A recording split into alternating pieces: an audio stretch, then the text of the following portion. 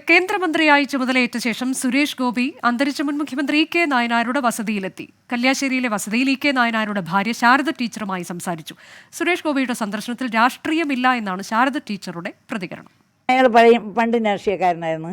പക്ഷേ ഇപ്പോൾ അയാൾക്ക് ഒരു സ്ഥാനം കിട്ടിയിട്ടുണ്ട്, അത്ര മാത്രമേ ഉള്ളൂ. ഞാൻ അതിലല്ല, ഞാൻ സുരേഷ് എന്ന വ്യക്തിനെയാണ് ഞാൻ ഇന്ന് വരുന്നത്.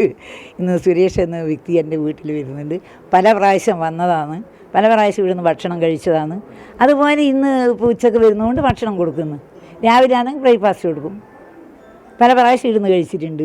എത്ര പല തരം രാഷ്ട്രീയക്കാർ ഇവിടെ വരുന്നുണ്ട്. ഞാൻ ഒറ്റയ്ക്ക് ഇവിടെ താമസിക്കുന്ന പോയാലും എനിക്ക് അങ്ങനെ എൻ്റെ സഖാവിൻ്റെ പേരിലാണ് എന്നെ കാണാൻ ആൾക്കാർ വരുന്നത്. അല്ലാണ്ട് ശാരദാ ടീച്ചർ എന്നുള്ള ആ ഒരു ബഹുമാനത്തിൽ നായനാരുടെ ഭാര്യ ആ ശാരദാ ടീച്ചറെ കാണാൻ ആൾ വരുന്നു. ഞാൻ എല്ലാവരോടും വളരെ സ്നേഹത്തിലും സൗഹാർദ്ദത്തിലും എല്ലാവരോടും. കെ നായനാരുടെ കുടുംബവുമായുള്ളത് ആത്മബന്ധമെന്ന് സുരേഷ് ഗോപിയും പ്രതികരിച്ചു. നിങ്ങൾ കണ്ടതല്ലേ ആത്മബന്ധം. എൻ്റെ അപ്പച്ചിയത്.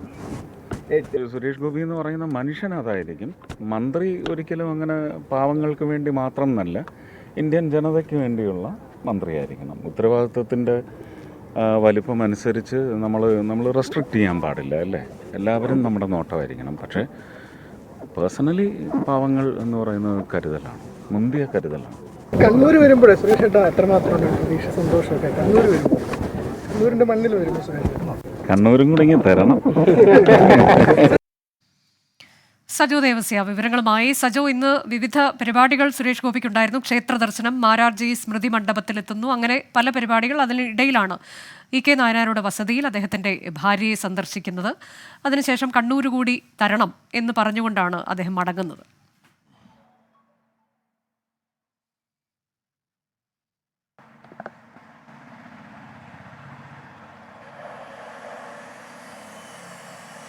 അനുജ, കേന്ദ്രമന്ത്രിയായി ചുമതലയേറ്റതിന് പിന്നാലെ സുരേഷ് ഗോപിയും കോഴിക്കോട് ക്ഷേത്ര ദർശനം ആദ്യം, അതിനുശേഷമാണ് കണ്ണൂരിലേക്ക് എത്തിയത്.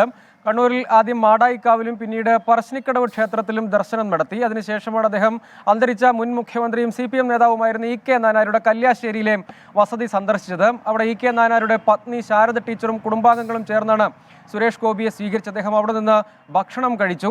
അത് സ്വാഭാവികമായും അതിനെ സംബന്ധിച്ച് ശാരദ ടീച്ചർ പ്രതികരിച്ചത്, ഇതിൽ മറ്റ് രാഷ്ട്രീയ മാനങ്ങളോ ഒന്നുമില്ല.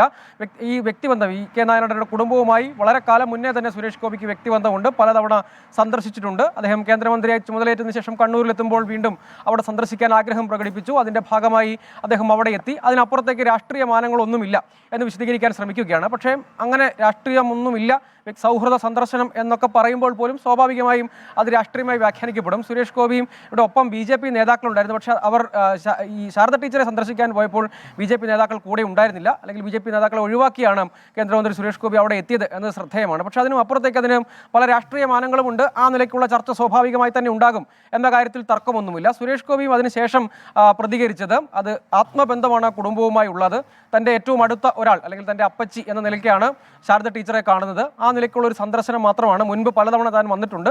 അന്നൊന്നും അത് വലിയ വാർത്തയോ ശ്രദ്ധിക്കപ്പെടുന്നോ ആയിരുന്നില്ല. ഇന്നിപ്പോൾ കേന്ദ്രമന്ത്രിയായി ചുമതലയേറ്റതിന് പിന്നാലെ തനിക്ക് ആത്മബന്ധമുള്ള ആളുകളെയൊക്കെ കാണുകയും അവരുടെയൊക്കെ അനുഗ്രഹം തേടുകയും ചെയ്യുന്നുണ്ട്. അതിൻ്റെ ഭാഗമാണ് എന്ന് വിശദീകരിക്കാനാണ് ശ്രമിച്ചത്. പക്ഷേ ഏതെങ്കിലും നിലയ്ക്ക് സുരേഷ് ഗോപിയുടെ വരവിനെയോ അങ്ങനെ വരാനുള്ള ആഗ്രഹം പ്രകടിപ്പിക്കലിനോ ഏതെങ്കിലും നിലയ്ക്ക് തടയാനോ അതിൽ നിന്ന് പിന്മാറാനോ ഒന്നും കെ നായനാരുടെ കുടുംബം തയ്യാറായില്ല എന്നത് ശ്രദ്ധേയമാണ്. അത് സംബന്ധിച്ച് രാഷ്ട്രീയ ചർച്ചകൾ സ്വാഭാവികമായും ഉണ്ടാകും. ഒപ്പം അദ്ദേഹം പറഞ്ഞ മറ്റൊരു കാര്യം കൂടി ശ്രദ്ധേയമാണ്. കണ്ണൂരിലേക്ക് വരുമ്പോൾ തീർച്ചയായും വളരെ സന്തോഷമുണ്ട്. കണ്ണൂർ കൂടി തങ്ങൾക്ക് തരണം, അതായത് BJPക്ക് തരണം എന്ന ഒരു കാര്യം കൂടി അദ്ദേഹം പറഞ്ഞ് അവസാനിപ്പിക്കുകയാണ്.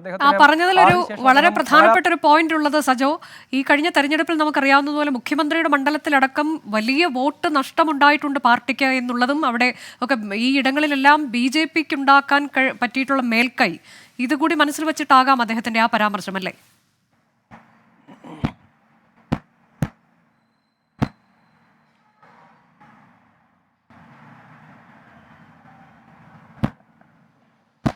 അനുജ, തീർച്ചയായും അങ്ങനെ കാണണം. അതായത് BJPക്ക് വോട്ട് വർധനവ് കണ്ണൂർ ജില്ലയിലുണ്ട്. പൊതുവെ കണ്ണൂരിൽ കാര്യമായ രാഷ്ട്രീയ നേട്ടം ഉണ്ടാക്കാൻ കഴിഞ്ഞിട്ടില്ല BJPക്ക് ഇതുവരെ. പക്ഷേ കഴിഞ്ഞ തവണ 68,000 വോട്ട് നേടിയ സ്ഥാനത്ത് ഇത്തവണ അത് 1-10 ഉയരുന്നത് കണ്ടു. അങ്ങനെ ഇരട്ടിയിൽ കൂടുതൽ വോട്ടുകൾ സമാഹരിക്കാൻ കഴിയുന്നു.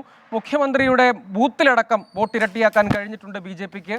അങ്ങനെ കരിവള്ളൂരിലെയും ആന്തൂർ ഉൾപ്പെടെയുള്ള പല സ്ഥലങ്ങളിലും 0 വോട്ട് കിട്ടിയ സ്ഥലത്തൊക്കെ വോട്ട് വർധനവുണ്ടായി. നേരത്തെ 275 വോട്ട് കിട്ടിയിരുന്ന ആന്തൂരിലെ ചില ബൂത്തുകളിൽ അത് അത്തരത്തിലേക്കൊക്കെ നല്ല മേൽക്കൈ ഇത്തവണ തെരഞ്ഞെടുപ്പിൽ കണ്ണൂരിൽ BJPക്ക് ഉണ്ടാക്കാൻ കഴിഞ്ഞു. ആ ഒരു പശ്ചാത്തലത്തിൽ കൂടിയാണ് അത്തരമൊരു പരാമർശം. കണ്ണൂർ കൂടി ഇങ്ങ് തരണം എന്ന് പരാമർശം നടത്തി സുരേഷ് ഗോപി കണ്ണൂരിൽ വിവിധ ക്ഷേത്രങ്ങളിൽ അതുപോലെ തന്നെ വിവിധ ഇടങ്ങളിലൊക്കെ സന്ദർശനം നടത്തി. EK നായനാരുടെ വസതിയിലടക്കം സന്ദർശനം നടത്തി മടങ്ങിയത്.